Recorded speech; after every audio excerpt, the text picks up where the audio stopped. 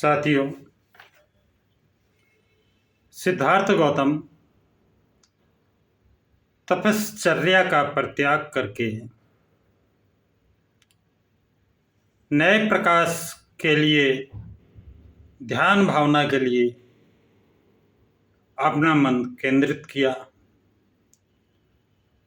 और जब सिद्धार्थ गौतम ने सुजाता द्वारा दी गई खीर को खाया तो उसे शक्ति प्राप्त हुई, जिससे प्रभावित होकर गौतम अपने पूर्व अनुभवों पर विचार करने के लिए बैठ गया। उसने अनुभव किया कि अब तक अपनाए गए सभी मार्ग विफल रहे हैं। विफलता भी ऐसी सीमा तक थी कि वह किसी को भी पूर्ण रूप से निराश कर सकती थी। निसंदेह वह भी दुखी था, किंतु निराशा उसे छू तक नहीं पाई थी। सिद्धार्थ गौतम का मार्ग पा लेने के लिए सदा आशावान था। सिद्धार्थ गौतम मार्ग पा लेने के लिए सदा आशावान था, यहाँ तक कि जिस दिन उसने सुजाता द्वारा दी गई खीर ग्रहण की थी, उसी रात में 5 स्वप्न उसने देखे।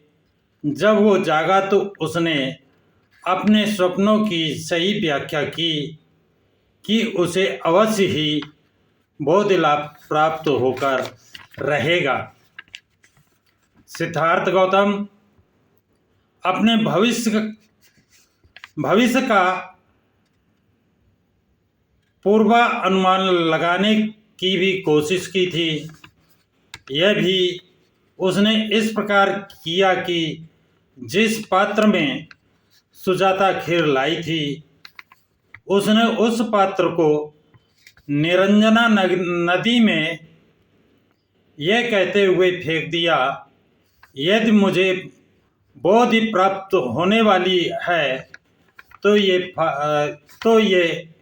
पात्र धारा के ऊपर की ओर यानी विपरीत दिशा में जाएगा, अन्यथा नीचे की ओर जाए। देखते ही देखते वो पात्र धारा की विपरीत दिशा में यानी ऊपर की ओर तैरने लगा और अंत में काल नाम के राजा के महल के पास जाकर पानी में डूब गया। सिद्धार्थ गौतम यह सब देखकर अपनी आशा और संकल्प को और अधिक मजबूत करके उर्केला को छोड़ दिया और सायंकाल चौड़े मार्ग से चल करके गया पहुंचा। वहां उसने पीपल का एक वृक्ष देखा।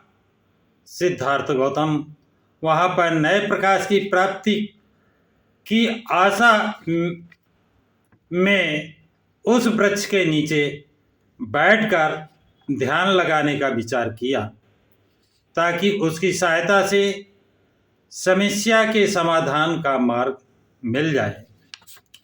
सिद्धार्थ गौतम ने किस दिशा में बैठ कर विचार किया? सिद्धार्थ गौतम ने विचार किया कि किस दिशा में बैठा जाए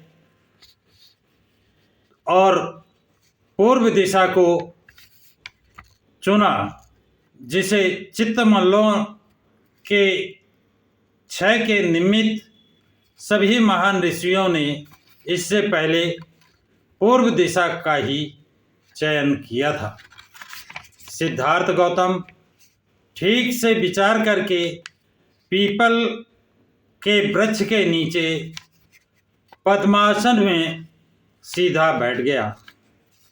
बोधि प्राप्त करने का दृढ़ संकल्प करके सिद्धार्थ गौतम ने अपने आप से कहा, चाहे मेरी त्वचा नसें और हड्डियां सूख जाएं, चाहे मेरा सारा मांस और रक्त शरीर में ही सूख जाए, किंतु पूर्ण रूप से बोधि प्राप्त किए बिना मैं इस आसन को नहीं छोड़ूंगा। हाथियों के राजा के समान तेजस्विता वाले नागों के राजा काल और उसकी सुवर्ण प्रभा नाम की पत्नी पीपल के वृक्ष के नीचे पद्मासन में बैठे सिद्धार्थ गौतम के दिव्य दर्शन से जागृत हो उठे, इस विश्वास के साथ कि वो निश्चित रूप से पूर्ण ज्ञान प्राप्त करेगा।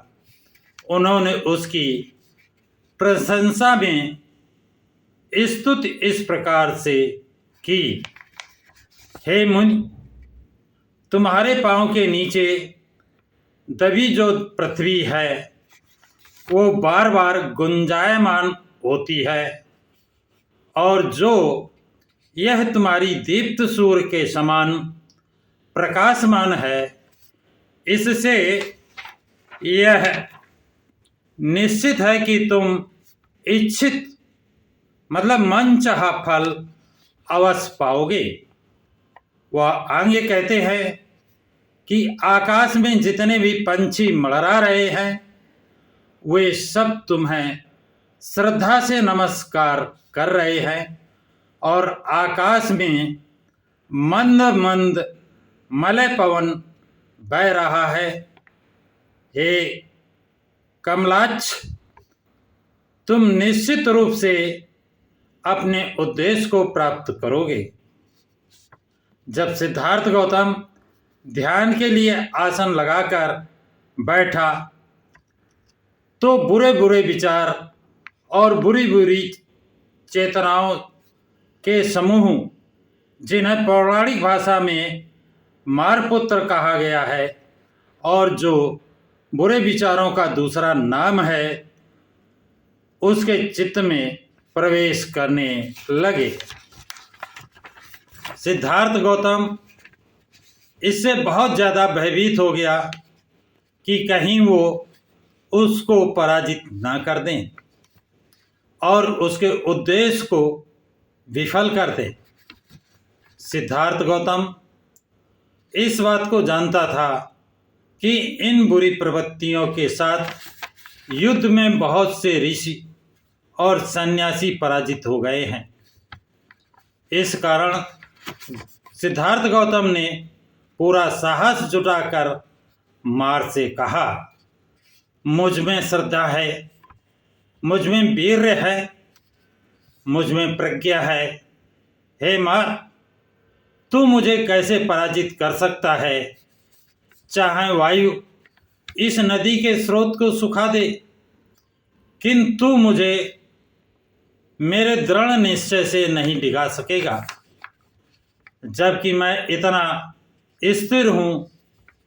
जीवन में पराजित होने की अपेक्षा संग्राम में मर जाना मेरे लिए अधिक श्रेयकर है।